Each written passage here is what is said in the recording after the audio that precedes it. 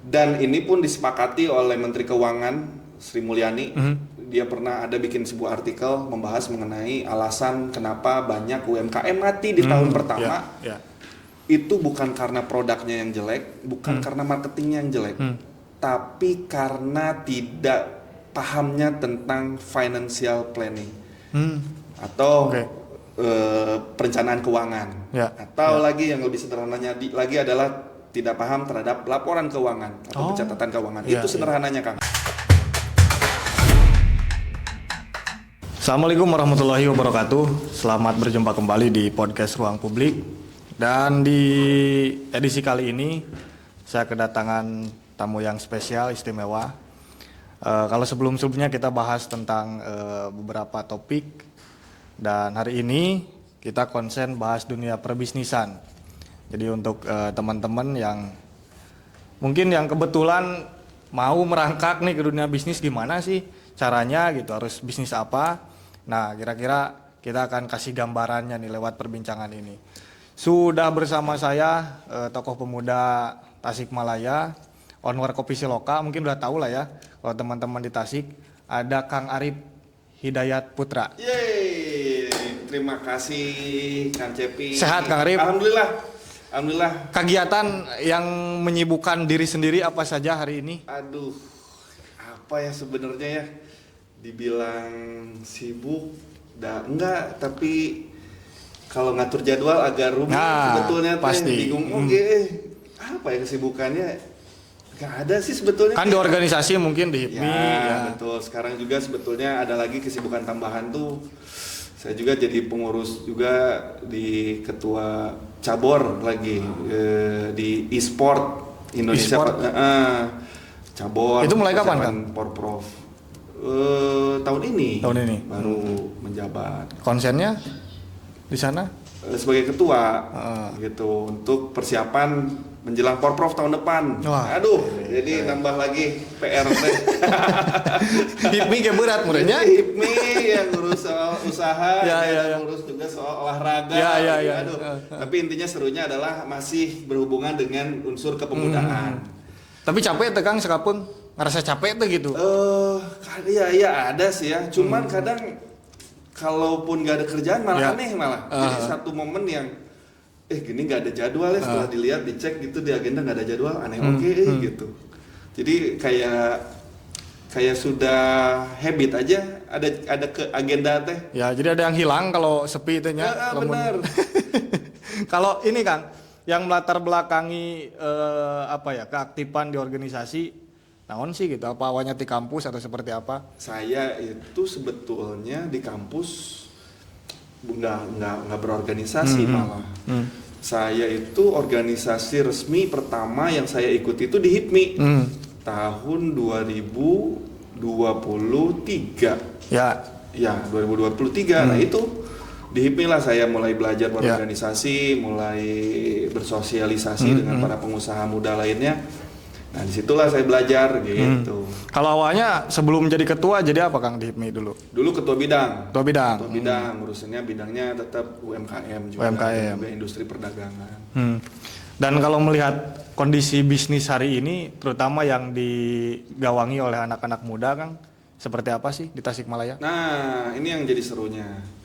Sebetulnya di kota Tasik ya khususnya itu kebanyakan atau teman-teman HIPMI yang ada di HIPMI Kota Tasik ini kebanyakan unsur jenis usahanya ini cukup beragam dan mayoritas itu di bidang kreatif industri. Nah ini yang jadi serunya. Jadi kreatif industri ini juga satu bidang yang cukup luas ya cakupannya dari mulai kuliner, fashion ataupun segala hal gitu yang handicraft dan lain-lain. Ini tuh banyak sekali gitu bidangnya dan bahkan sampai snack itu segala macam tuh anak-anak muda atau pengusaha-pengusaha muda HIPMI khususnya di Kota Tasik ini tuh banyak bermain di sektor tersebut. Nah, dan di luar itu yang bermainnya skala besar mayoritasnya masih sedikit lah. Kalau secara pasar mereka jangkauannya gimana? Bahkan sudah sampai nasional. Nasional bahkan sudah juga beberapa kali yang sudah ekspor ya. Ada beberapa yang bentuknya fashion biasanya sudah nasional. Lalu fashionnya pun ada yang fashion pakaian, ada yang tas, ada yang kerudung gitu, ada yang gamis, ada yang mukena, sarung dan lain-lain. Lalu snack juga sudah mulai ada yang mulai merintis bahkan sampai tarafnya ke nasional kalau snack. Karena kalau keluar negeri kan agak sulit urusan expired date-nya.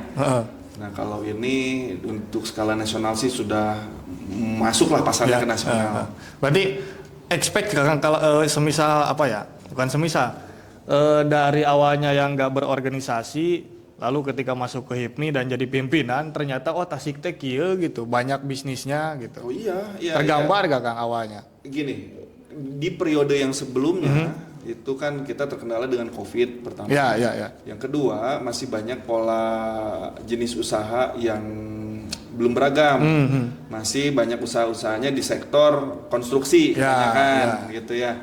Baik itu swasta maupun negeri. Nah, jadi kalau sekarang begitu saya memimpin HIPMI di Kota Tasik, karena saya basicnya pun dari industri kreatif, sehingga entah itu disengaja atau tidak, ternyata banyak anggota ataupun pengurus yang masuk di periode yang sekarang ini kurang lebihnya seperti saya juga industri kreatif, hanya berbeda jenis usahanya.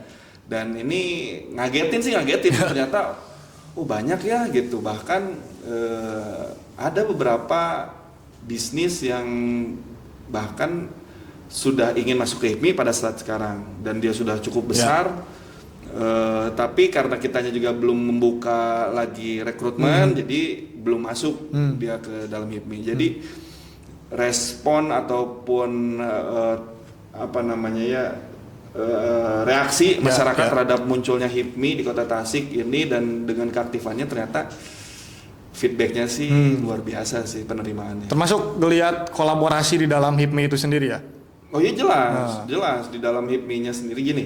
Tujuannya, nah ini yang mungkin menjadi bedanya HIPMI periode sekarang ini adalah sebenarnya simpel. Ketika banyak teman-teman pengusaha yang bertanya, kenapa sih harus masuk HIPMI? Emang apa keuntungannya masuk HIPMI? Apa benefitnya masuk HIPMI? Nah sebenarnya hanya dibikin simpel aja sama saya tuh. Jadi di HIPMI itu saya tidak pernah menjanjikan sebuah keuntungan atau benefit yang terlalu nominal istilahnya. Saya tidak menjanjikan ketika masuk HIPMI keuntungan berlipat, nanti omset meningkat gitu. Kayaknya terlalu muluk-muluk. Tapi saya cuma bisa menjanjikan adalah ketika kita sebagai pengusaha kadang butuh tempat curhat. Karena kita sebagai pengusaha biasanya kita punya karyawan. Nah, karyawan biasanya bisa saling curhat ngomongin bosnya ke karyawan. Jadi bosnya kudu buka tempat curhat deh ya. Iya tuh, ngomongin karyawan ke mana? Di HIPMI lah tempatnya gitu, Kang. Jadi kita ngumpul walaupun berbeda sektor usahanya. Nah, tapi setidaknya ketika kita ada kewajiban bayar THR gajian yang sangat mepet, nah kita setidaknya ada cerita, aduh urang keur lieur kunaon THR keur ngumpulkeun sarua. Nah, minimal teh ada gitu. Menarik ini menarik. Tempat curhatnya. Nah, karena ketika kita berusaha sendiri, kadang-kadang hal-hal yang sebenarnya simpel dan kadang kita nggak butuh solusi, kadang kita cuma pengen curhat aja udah beres, kadang itu yang kita perlukan gitu. Karena dan solusi sebenarnya udah kadang ditunggu juga, nanti kita juga bisa menyelesaikan sendiri sebetulnya, cuman kadang butuh. Tapi kadang suka ada aja jadinya muncul solusi lain, misalkan aduh Kang sampai saat ini THR belum kebayar gimana ya. Oh kalau saya mah kan biasanya misalkan jadi ada ngasih tahu THR dicicil kita dari awal tahun, misalkan kita sisihkan gaji-gajinya berapa persen dari gaji, kita anggap beban tapi disisihkan, disimpan supaya nanti di akhir tahun ketika mau lebaran baru kita oh iya ya jadi ringan Kang kalau kita langsung di bulan tersebut ngambil jadi siapin THR harus ngejar omset harus tinggi dulu kalau nggak nanti jadi minus. Oh iya gitu. Jadi ada aja jawaban-jawaban yang bisa didapat ketika kita lagi berHIPMI. Ini kan bicara pola ya tadi ya, kayak misalkan ngumpulin tuh buat THR selama setahun penuh. Nah, Kang Arif mungkin melihat ada gak satu pola yang berubah dari cara mengatur manajemen perusahaan di teman-teman anak muda hari ini yang konsen di bisnis dengan zaman dulu, Kang? Mungkin ada perbedaan lain nggak? Oh jelas, wah gila sih kalau sekarang ya. Termasuk pasar? pemasaran? Pasar sudah sangat beragam. Metode manajemen bisnisnya pun sangat beragam dan sangat inovatif. Nah, tapi banyak hal yang selalu saya ketika ngisi seminar di kampus-kampus dengan mahasiswa ataupun pertemuan-pertemuan lain dengan para pemuda itu, yang saya selalu tekankan adalah selalu ingat terhadap fundamental. Kadang di zaman sekarang yang serba canggih, serba mudah, serba cepat, kadang kita melupakan hal yang basic, yang pokok, yang intinya yaitu fundamentalnya. Itu apa poin-poinnya, Kang? Fundamental itu sederhana. Pertama, yaitu kita harus punya visi. Ya, jadi ketika kita mau mendirikan usaha, tujuannya dulu kita pikirkan ngapain. Jadi eta titik awalnya teh kita sudah menentukan tujuan. Kayak tadi saya mau ke sini nih. Kan dari tempat saya tadi mau berangkat ya udah nentuin mau ke sini nih. Enggak jalan dulu baru mikirin kepikiran tadi enggak dong. Udah dari awal mau berangkat udah kita pikirin sini. Sehingga efeknya adalah ketika di tengah perjalanan ada macet, ada banjir, ada dibelokin jalan, kita tahu way out atau alternatif jalannya kemana. Gitu. Jadi, nah ini yang kejadian adalah kebanyakan para anak-anak muda sekarang ini adalah tujuannya, usaha itu menjadi tujuan. Padahal usaha ini adalah kendaraan menuju tujuannya. Jadi etanya di situ mindsetnya. Karena ketika karena gini, saya tuh usaha dari 2009, mulai merintis zaman kuliah dulu lah. Sampai 2019 saya mendirikan Kopi Siloka yang pertama. Kurang lebih ada 10 tahun lah saya tuh merintis karir, merintis usaha, 13 kali bangkrut. 13 kali? 13 kali bangkrut, berarti tiap tahun ganti usaha, ada yang 1 tahunnya 2 kali bangkrut. Perjuangan ya. Nah jadi, tapi gini, sehingga orang atau teman-teman saya pada saat itu menganggap saya tidak konsisten. Ya tuh, ketemu nih Kang Cepi sekarang, saya lagi jualan keripik pada saat itu. Tahun depan saya ketemu, saya jualan jeans, bikin konveksi. Tahun depan ketemu lagi, saya lagi jualan abon jamur, jamur tiram gitu, berkebun. Pindah lagi tahun depan. Itu dia nanya ketika reunian teh, hari ayeuna usaha naon deui Rip gitu. Nah sih gonta-ganti wae, enggak konsisten pisan gitu. Nah, padahal yang saya lakukan adalah saya sedang konsisten terhadap impian saya. Yang saya ubah adalah kendaraannya. Ketika dengan kendaraan yang satu ternyata nggak nyampe, bensinnya habis di tengah jalan, kayak pindahlah angkot yang berikutnya, angkot berikutnya ternyata bannya bocor di tengah jalan, ya nggak bisa diem lah, naik ojek jalan terus, ternyata supirnya sakit harus ke IGD dulu, ya naik beca dan segala macamnya, sehingga sampailah kepada tujuan saya. Nah jadi banyak orang berpikiran ketika ditanya siapa yang setelah beres kuliah mau kemana tujuannya, pengen bikin usaha, pengen jadi pengusaha, pengen jadi entrepreneur. Menurut saya kurang tepat. Karena menjadi entrepreneurnya sendiri itu bukan sebuah profesi, tapi sikap. Sikap kan bisa dipakai dimanapun. Kang Cepi ini sedang menjadi entrepreneur ketika yang harusnya teman-teman seprofesi Kang Cepi pekerjaannya nggak jadi host, gitu. Ada yang lain, ada yang jadi admin segala macam. Ini sudah menjadi entrepreneur. Ketika melakukan sesuatu hal yang tidak dilakukan oleh orang lain untuk mendapatkan hasil yang tidak didapatkan oleh orang lain. Nah, itu kan entrepreneur sebetulnya. Nah, ini yang banyakkan mahasiswa sekarang tuh terjebak dengan istilah entrepreneur. Sehingga saya lulus kuliah pengen kayak Kang Arif, saya pengen jadi pengusaha. Jangan. Pengusaha mah cara. Tujuannya dulu pikirin mau jadi apa, mau kemana. Kadang orang pengen jadi kaya, kadang orang pengen punya mobil mewah, kadang orang pengen memberangkatkan orang tuanya ke haji misalkan. Kan nggak perlu jadi entrepreneur untuk dapetin ini semua.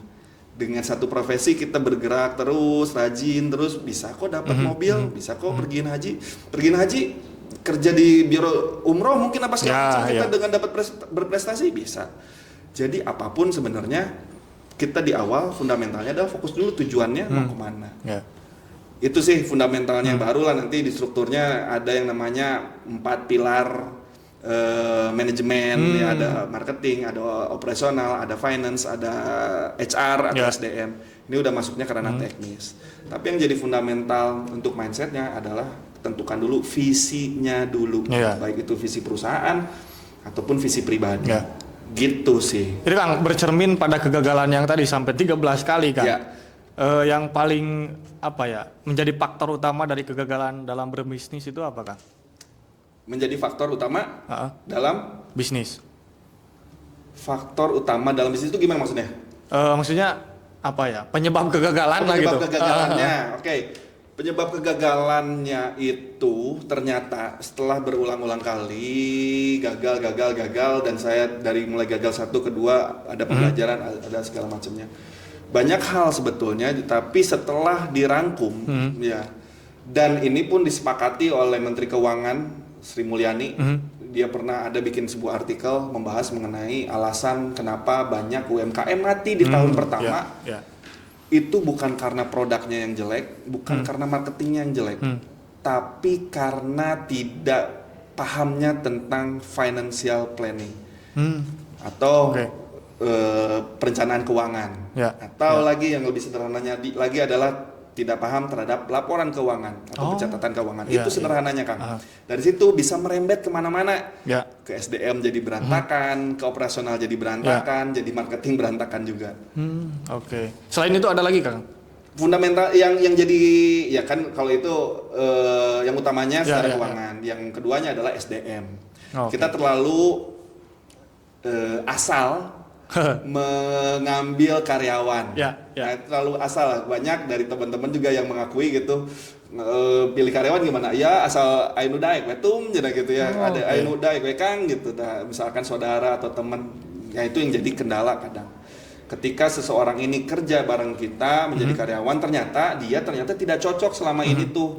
Bukan dianya yang ternyata salah atau bikin salah, jangan-jangan kitanya yang kenapa tuh pilih orang ini ditempatkan di posisi yang tidak sesuai, sehingga dia kerjanya terpaksa, mau keluar juga nggak bisa. Pertama ada hal yang nggak enak, kedua karena dia ada kewajiban, dia udah dapat gaji juga sehingga ada kewajiban yang harus dipenuhi.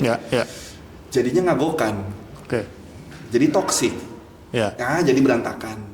Kadang-kadang kan yang konyol itu bos kalah mental sama pegawai. Nah itu, takut mencari gitu ta. Iya.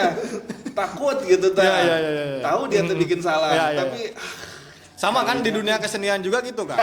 Kadang-kadang pimpinannya takut gitu sama anak buahnya. Pokoknya adalah kesamaan-kesamaan walaupun beda produk gitu kira-kira. Ya karena kan memang kita industri yang sama sebetulnya. Kreatif industri itu sulit untuk dibendung, tapi sebetulnya ketika kita punya red line-nya bisa lah diatur sebetulnya. Kalau ngomong investor nih Kang, di sekelas Tasikmalaya, katakanlah kota kecil di pinggiran gitu, seberapa penting menurut Kang kehadiran investor dalam menunjang perbisnisan gitu? Wah, di Tasik mah tuh, di kota Tasik bahkan kabupaten ya kalau saya dengar ya sebetulnya investor lokalnya saja sudah cukup banyak sebetulnya. Banyak. Lumayan lah kalau ini, tapi asumsi ya. Asumsi saya lah, bukan fakta ya. Beberapa kayak kalau misalkan kita lihat aja resto ataupun hotel saja di kota Tasik, mayoritas masih orang Tasik juga gitu. Walaupun sisanya ada yang dari luar gitu sebagai bantuan lah, menambah lagi investasinya. Sehingga menurut saya di kota Tasiknya sendiri untuk wilayah lokal, investor lokalnya sih cukup besar. Tapi di sisi lain kita juga sebetulnya, bahkan sebetulnya kalau kita sadari secara bisnis ya, bisnis kuliner khususnya di kota Tasik, brand-brand besar masuk juga ke kota Tasik gitu. Investor-investor luar sudah pada masuk gitu di kota Tasik. Berarti kan mereka sudah melihat peluangnya di kota Tasik, ternyata ada nih. Yang paling umum kan masyarakat misalkan lihat dari kuliner ya. Kuliner yang paling terasa lah langsung dampaknya gitu. Nah, ini yang menurut saya kita pun nggak bisa juga acuh, ya nggak bisa juga berdiam diri gitu dengan munculnya investor ini. Bukan berarti kita menolak ataupun khawatir, tapi tentunya ketika orang lain investor skalanya yang besar masuk, berarti kan dia secara analisa sudah lebih detail, lebih dalam. Berarti ada hal yang menarik buat mereka yang bisa diolah. Nah, ini menjadi peluang sih sebetulnya untuk kita untuk bisa berkarya di kotanya sendiri. Oke Kang, kita geser ke Siloka nih. Soalnya saya belum ada kesempatan ngobrol banyak sama Kang Arif. Sekalian aja todong di sini, Kang. Awal mula perjalanan Siloka tuh kayak gimana, Kang? Oh iya, jadi 2019 Siloka berdiri. 2019. Oke. Itu setelah yang tadi setelah dari 2009 ke 2019 melewati 10 tahun, 13 kali kegagalan, akhirnya menemukanlah Siloka ini. Diawali kita buka di Kota Tasik di Jalan Tarumanegara dengan hanya dibantu oleh 2 orang karyawan pada saat itu. Saya dan istri masih juga terlibat, jadi total di dalam outlet itu ada 4 orang. Mulai kita merintis 2019 bulan Juli, saya ingat Juli 2019, berjalan 3 bulan 4 bulan, menjelang 2020 barulah kita berencana untuk buka cabang yang kedua, yaitu masih di Kota Tasik di sekitaran Jalan Indihiyang. Setelah itu COVID melanda 2020, akhirnya terbentuk satu cabang lagi yang kedua, lalu COVID melanda 2021 masih belum beres COVID. Aduh, masih belum beres, dikirain udah mau habis, ternyata malah meningkat. Nah, di sini pilihan sulit, di mana banyak usaha-usaha besar yang mulai tumbang, usaha kecil mulai bermunculan, tapi banyaknya juga yang tumbang. Nah, di sini pilihannya adalah Siloka sendiri mau gimana posisinya. Di sini juga jadi hal yang cukup baru juga mulai.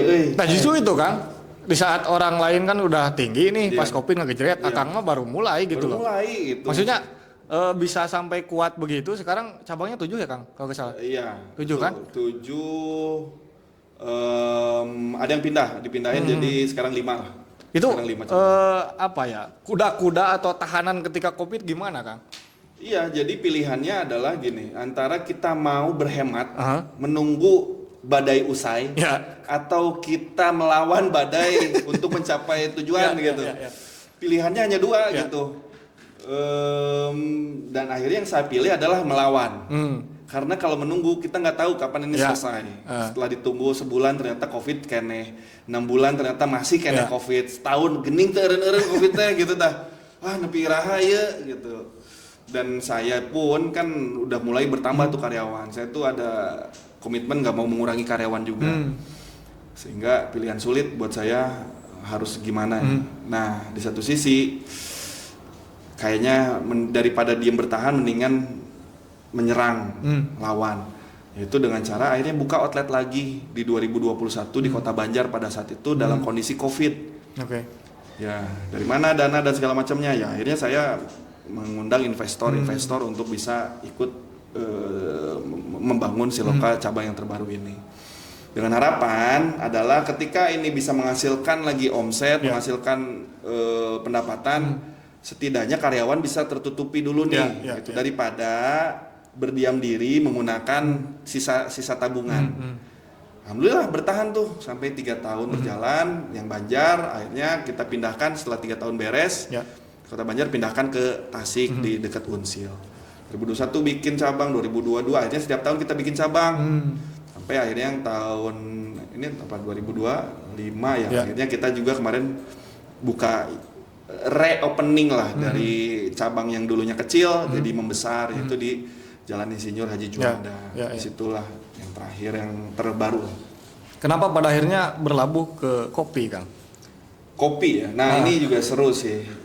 Jadi gini, ada di dalam bisnis F&B itu ada 3 tahapan. Tahap pertama itu adalah tahapan tren.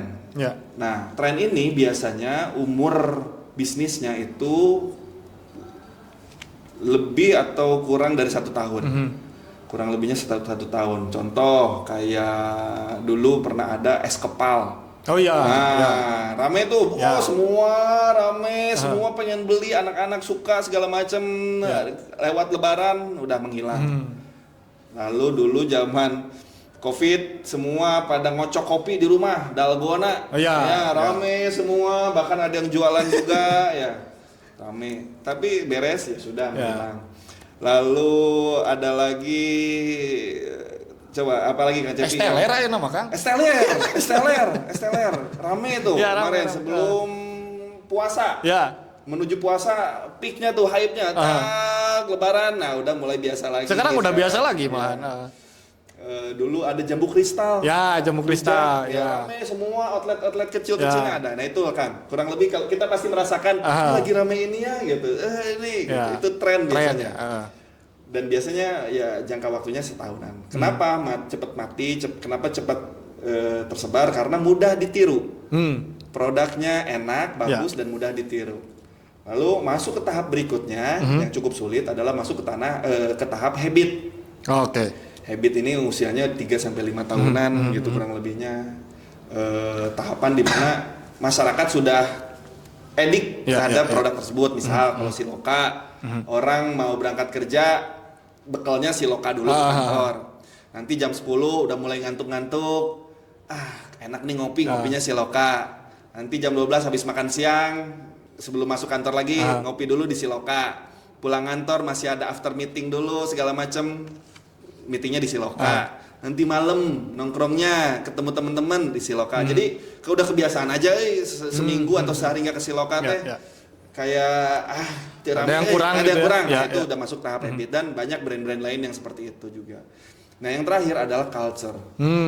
Culture ini udah jadi budaya. Ya, jadi tahapan-tahapan kuliner khususnya sudah menjadi ciri khas wilayah tersebut. Kan di Kota Tasik udah bakso, orang ke Tasik nggak makan bakso, berarti belum ke Tasik. TO-nya. Komo, bubur di Tasik gitu ya, lengko segala macamnya. Nah jadi ini yang menjadikan si bisnis ini sustain atau kuat bertahan gitu ya? Iya, kuat bertahan ini dengan jangka yang lama. Gitu. Jadi memang ada ukuran-ukurannya ya, gak sembarangan pilih gitu ta. Betul. Nah, kenapa akhirnya Siloka atau saya lah ya melihat Siloka atau memilih kopi lah ya sebagai komoditasnya lah gitu ya. Ya karena saya melihat kopi sendiri masuknya bukan tren. Tapi udah culture. Udah budaya. Untuk Indonesia udah budaya. Ratusan tahun kan kopi mah. Ratusan tahun, ada sejarahnya lagi. Sejarah bagaimana VOC berjualan kopi apa gimana segala macam transaksi dengan Indonesia dan segala macamnya gitu, membawa kopi dari sini dibawa keluar dan segala macamnya. Dan sudah bertahan lama. Yang menjadi trennya adalah menunya. Kalau sekarang lagi rame menu kopi susu gula aren. Mungkin nanti tahun depan jadi kopi susu cendol mungkin gitu. Atau mungkin tahun depannya lagi kopi susu duren misalkan. Kan itu cuma menunya, tapi basicnya kopinya ini sudah menjadi budaya bangsa Indonesia. Kita dari mulai Aceh sampai Papua punya berbagai macam ragam kopi yang ada yang bisa dieksplor.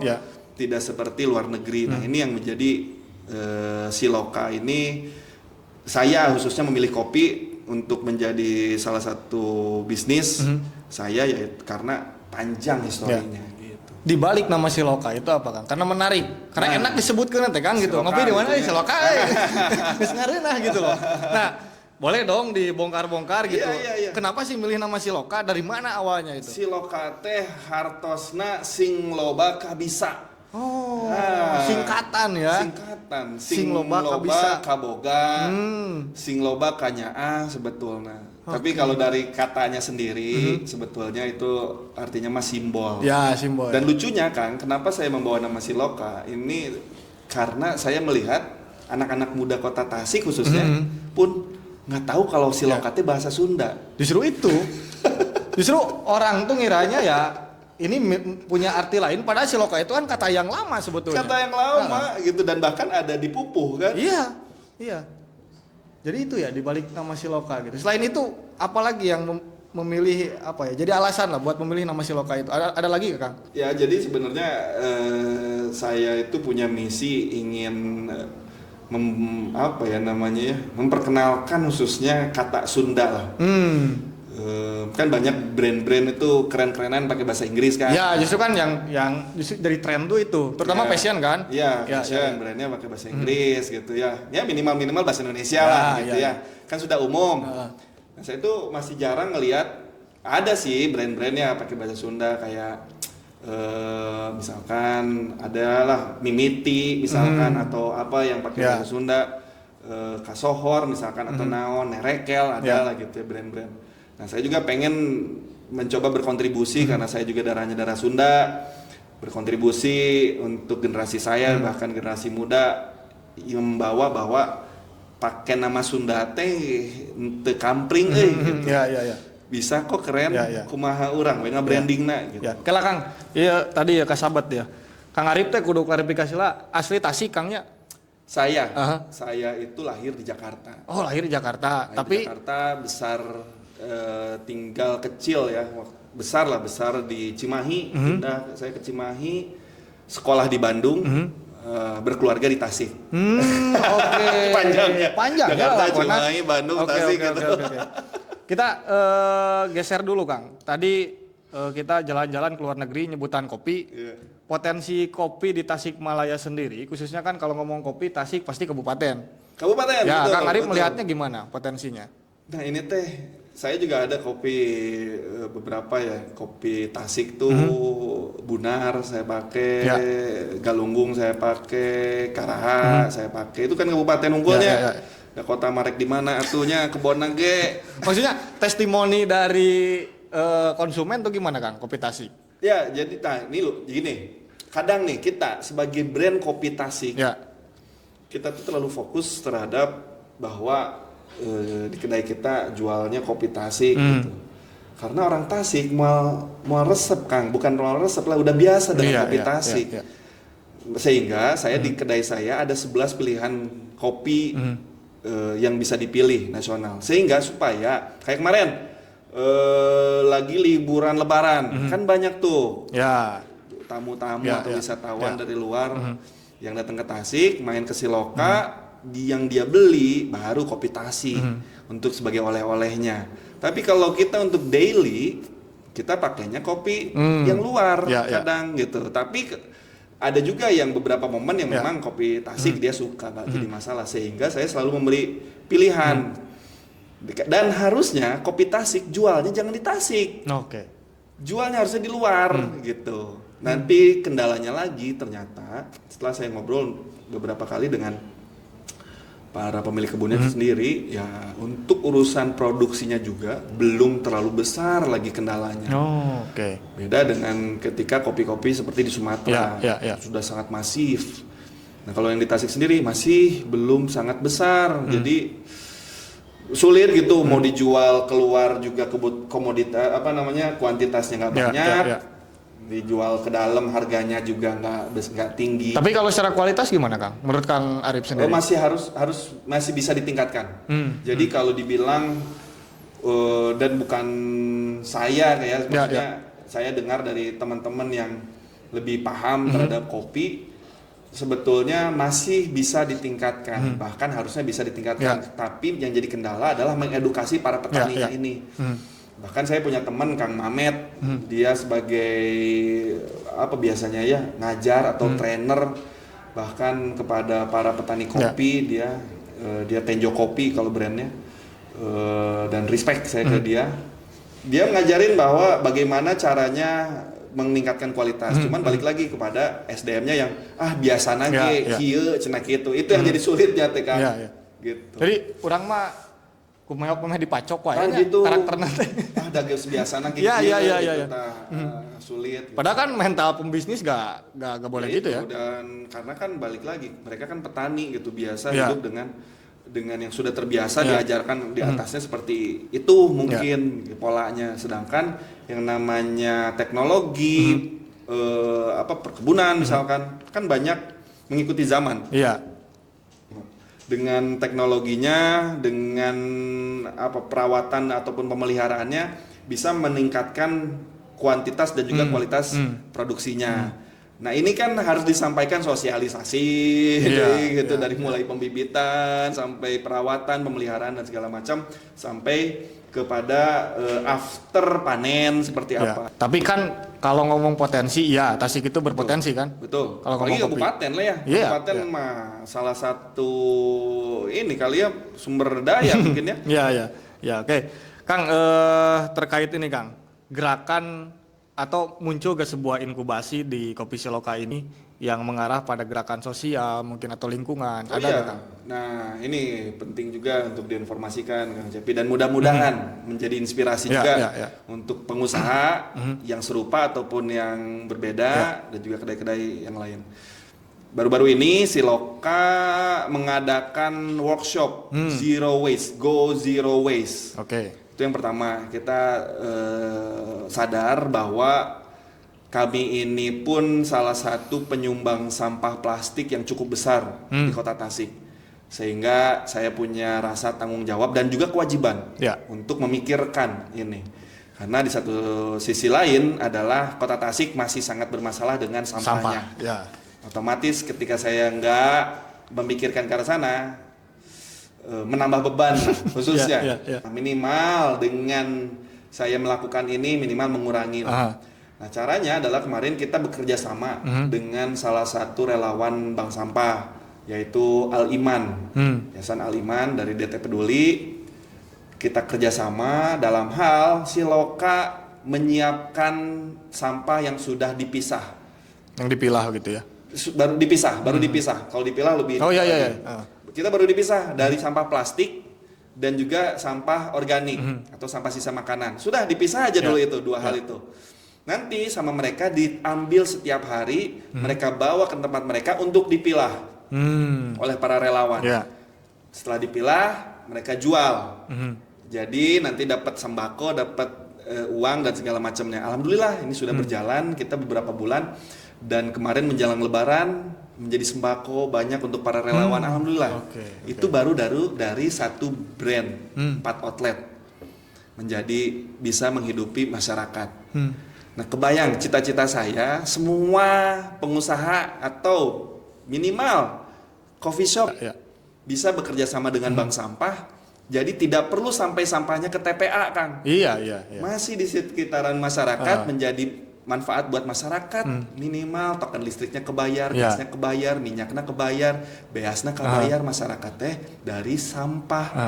Nah, ini yang sedang saya bangun kemarin. Kita kerjasama, kita mengadakan workshop untuk internal dulu kemarin. Untuk jadi sudah berjalan dulu programnya kemarin tuh sebetulnya. Terus saya minta ke Yayasan Al Iman, Kang, saya pengen edukasi dong ke karyawan saya mengenai bagaimana sih sampah ini harus dipisah, dipilah, apa manfaatnya. Oh ya Kang, siap, ayo kita adain lah.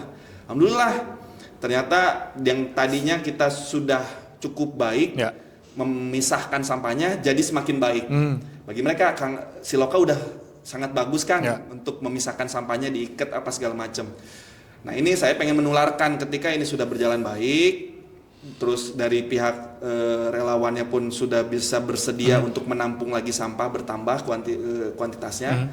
Maka saya mau sebarkan lagi, tambah kuotanya ke pengusaha-pengusaha lain. Saya sosialisasi. Berarti ini goal Kang Arif juga ke depan? Ini goal saya yang sedang saya lakukan.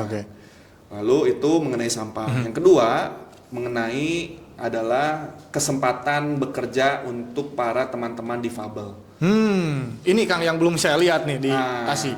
Ini kemarin kita berjalan kegiatannya, dibantu juga kemarin sama teman saya Kang Adi dan juga teman-teman HIPMI, dan juga khususnya Siloka kerjasama dengan HIPMI dan juga Perdata, yaitu Persatuan Tunadaksa Kota Tasikmalaya.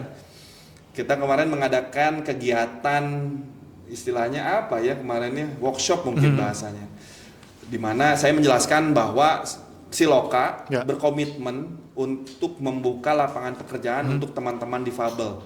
Minimal satu outlet 2 orang karyawan yang kami butuhkan saat ini. 2 kali 4 outlet di Kota Tasik ada 8 orang.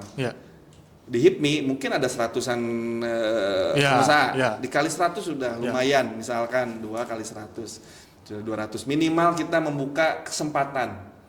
Jadi yang di garis bawahi yang saya sampaikan ke teman-teman difabel dan orang tua asuhnya mereka adalah pendamping mereka adalah, saya tidak menjanjikan pekerjaan. Yang saya janjikan adalah kesempatan.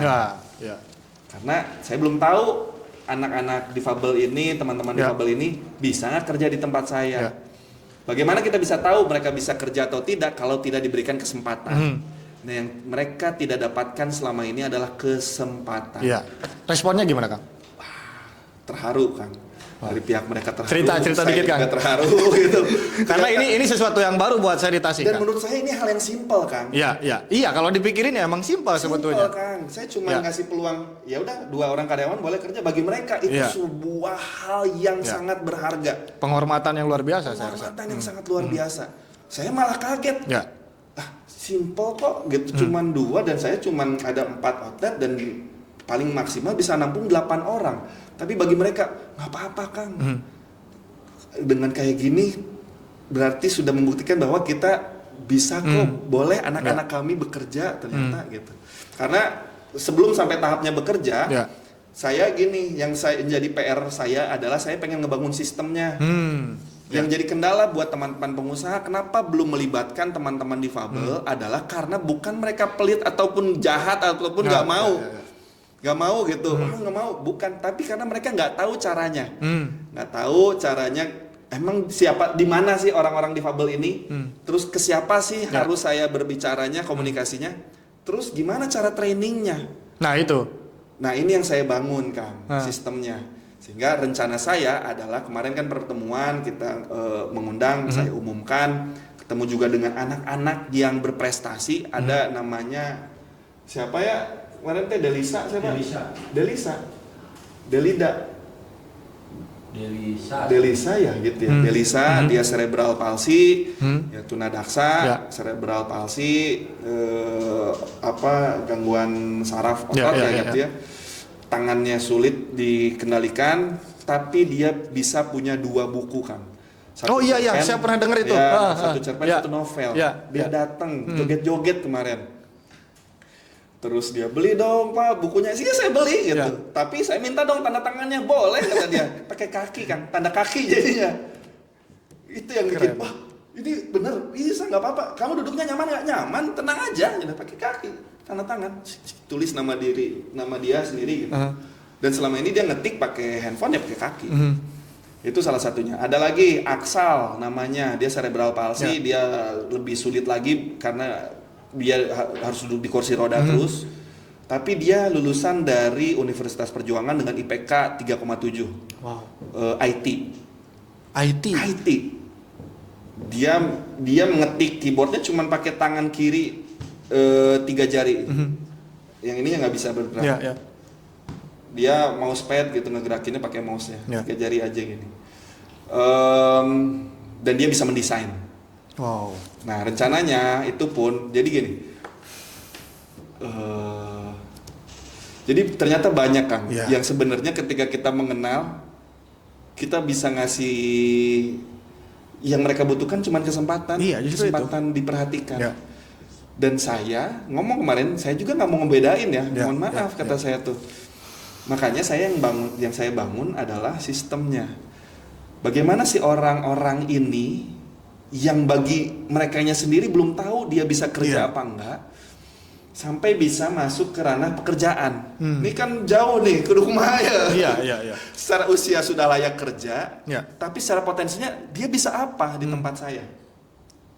Nah ini yang saya bikin, Kang.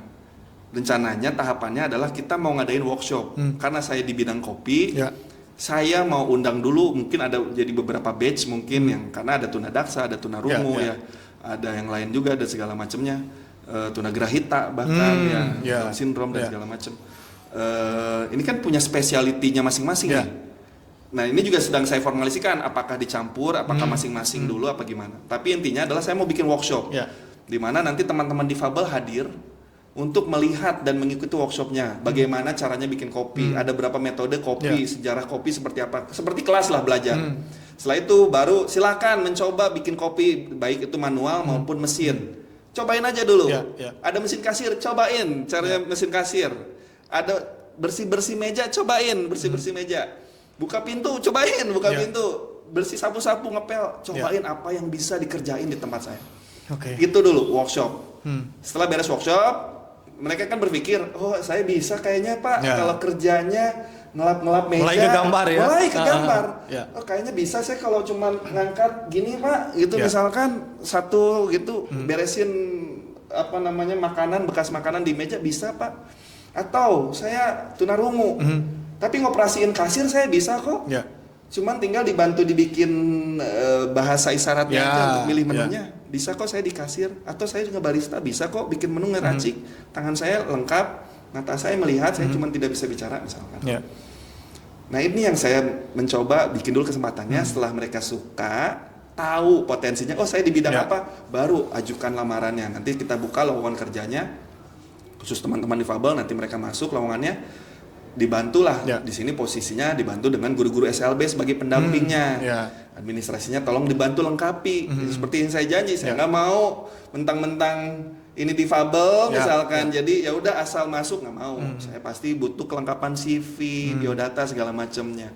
Tolong dilengkapi, tolong dibantu karena teman-teman ini kemarin sampai ada yang nanya, Pak, katanya ini teman-teman difabel, saya kan disabilitas, belum pernah kerja, terus saya belum punya CV, Ya. kira-kira bisa nggak dibantu CV-nya? Terus gimana tuh Kang? Iya, jangan kan dibantu, ya ditungguin malah, kan logikanya gitu. Ya, Gitu ya, maksud ya. saya terjunnya sampai, aduh. Artinya kemauan kan mereka ada begitu ya? Ada, dan mereka tuh sekolah semuanya gitu, kebanyakan tuh sekolah. Nah ini yang menjadikan saya tuh, ini manusia-manusia ini tuh masyarakat kota Tasik kok gitu. Iya. Nah, tapi Iya. mereka hilang di radar. Iya. Itu proyeksinya berapa lama Kang? Kira-kira? Ini berjalan lah, kita nggak tahu berapa lama. Nggak bisa prediksi ya? Nggak tahu, cuman segeralah harus bisa jalan. Jadi setelah tadi masuk administrasi, kita screening, wawancara, testing, bahkan ada isian-isian yang harus kita tes supaya kita paham sejauh mana IQ, bahkan logical thinkingnya seperti apa, paham tidak terhadap instruksi supaya tidak menjadi beban terhadap perusahaan. Iya, betul. Tidak jadi beban buat calon karyawannya. Iya. Gitu. Nah, setelah keterima barulah bekerja sambil didampingi oleh guru-guru SLB selama beberapa bulan ke depan. Dan juga otomatis kami juga teman-teman karyawan lain yang bisa dibilang tidak difabel itu menjadi teman-teman mereka dan paham terhadap bahasa isyarat, paham terhadap dunia difabel seperti apa, sehingga mereka bisa hidup di tengah-tengah kita sebagai manusia yang biasa-biasa saja, bukan seperti X-Men, tidak seperti alien yang aneh ya. Gitu. Kenapa aneh? Karena tidak dibiasakan. Karena mau tidak mau kan tetap masih ada jarak hari ini kan. Iya, betul. Ya. Oke, Kang. Ini saya rasa sesuatu yang sangat luar biasa, mulia sekali.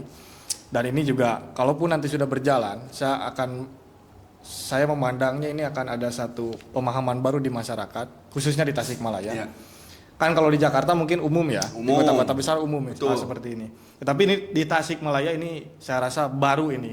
Dan mudah-mudahan ini juga nantinya memantik inspirasi yang lain gitu Kang. Iya. Dan tentu saja menambah kepekaan kita bahwa toh mereka juga sama lah seperti kita gitu. Wah, gila kan. Iya. Iya, bahkan apa ya? Bahkan mereka tuh lebih hebat sebetulnya. Iya. Dan pendampingnya juga luar biasa. Seorang ibu menemani anak yang difabel bertahun-tahun dari kecil sampai dewasa. Yang ibu pikirkan cuma satu kan, gimana nanti nasib anak saya ketika saya sudah tidak ada. Ya, sepakat. Seru itu. Yang bikin, aduh, terus gimana? Ya biasanya mau ke WC harus dipangku dulu sama ibunya, mau duduk di kursi roda dipangku sama ibunya. Dan kalau anak ini tidak bisa diberikan kesempatan yang sama bekerja untuk menghasilkan, untuk bisa menghidupi dirinya sendiri, yang ibu ini inginkan hanya ketika saya tidak ada, anak-anak ini bisa tetap hidup. Gitu. Ya. Itu mulianya. Gitu. Ini sisi yang jarang dilihat tentunya. Oke Kang, saya respect dan semoga ini benar-benar sesegera mungkin Kang dilaksanakan. Insya Allah, makanya doakan, tolong dibantu dukungannya dalam sisi apapun, dalam artian apabila bisa dipublikasikan, apabila bisa disosialisasikan, apabila bisa dikoneksikan dengan pemerintahan, baik itu kota atau kabupaten, mangga, baik itu ini mau jadi programnya pemerintah, silahkan saya mah. Tolong dicatat itu pemirsa. Pokoknya ini ruang kita bersama ya. Kolaborasi lain yang dibuka oleh Siloka untuk teman-teman apa Kang?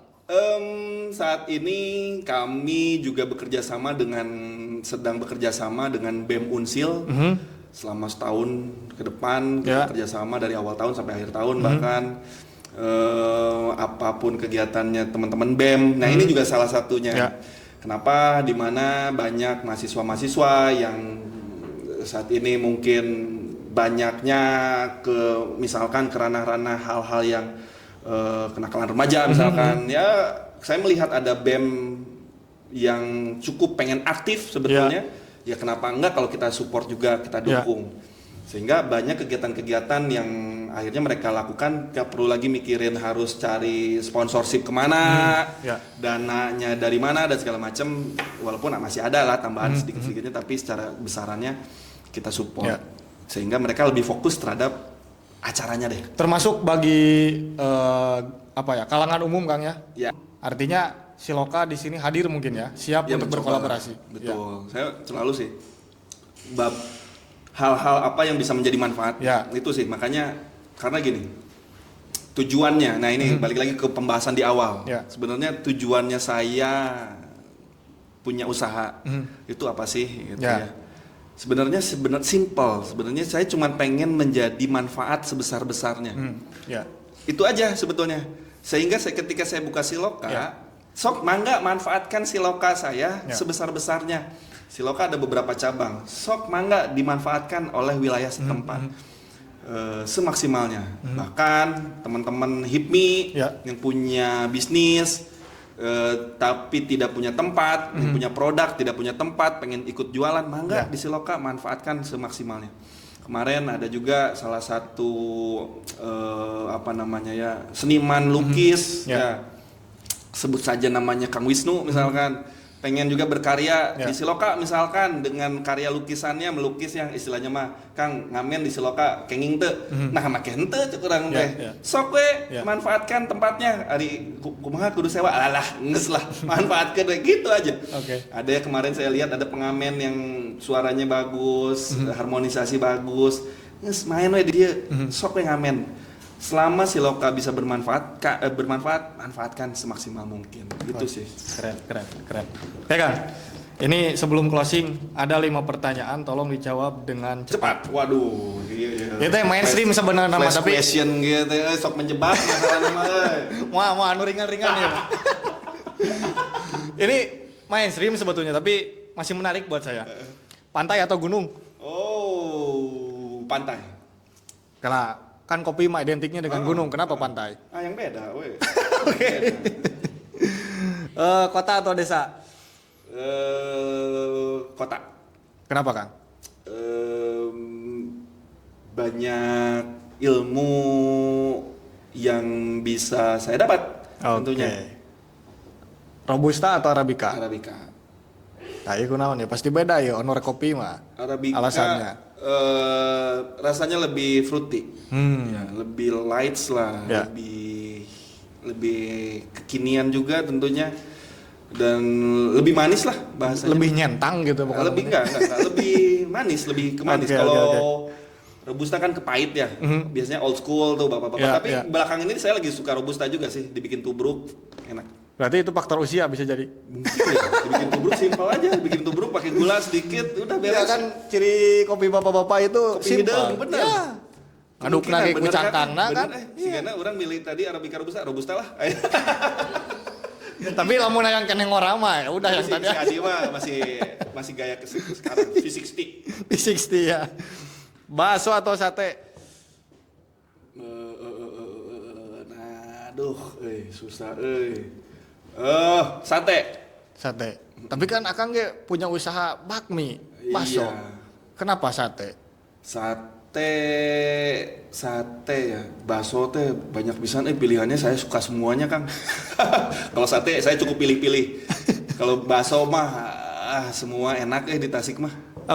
Ini terakhir yang paling harus dijawab karena ini ada kaitannya dengan konspirasi dunia. Bubur diaduk atau tidak diaduk? Saya bubur. Aduh. Ada ya, soalnya Tasik itu julukannya kota 1000 bubur. Aduh.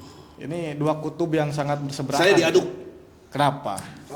komo dihandapna make endog atah. Nah kudu diaduk atuh.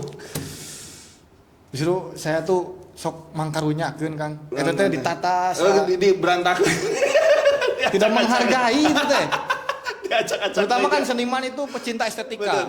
Jadi kadang aduknya tuh digigir gitu. Bener. Berarti diaduk ya? Diaduk. Oke, diaduk. Terakhir Kang, closing statement untuk generasi muda, terutama orang Tasik lah. Oke. Produk Morana kudu kumaha gitu. Teman-teman muda, ya teruslah bermimpi besar. Karena ada kalimat yang selalu saya pakai sekarang adalah dream big, start small, move fast. Bermimpi besar, mulai dari langkah kecil, bergeraknya dengan cepat. Ya. Jangan sampai kebalik, Ya. karena kebanyakan anak-anak muda sekarang adalah impiannya kecil, langkahnya yang besar, jalannya lambat, ya terjadi-jadi. Ya. Nah ini sih, itu saja yang bisa disampaikan. Oke. Dream big, start small, move fast. Respect. Thank you brother. Ini banyak gol yang harus sesegera mungkin. Doakan ya. Ya, saya pasti bantu. Siap. Bantuin. Terima kasih pemirsa semuanya. Kita berjumpa kembali di podcast Ruang Publik berikutnya. Assalamualaikum warahmatullahi wabarakatuh.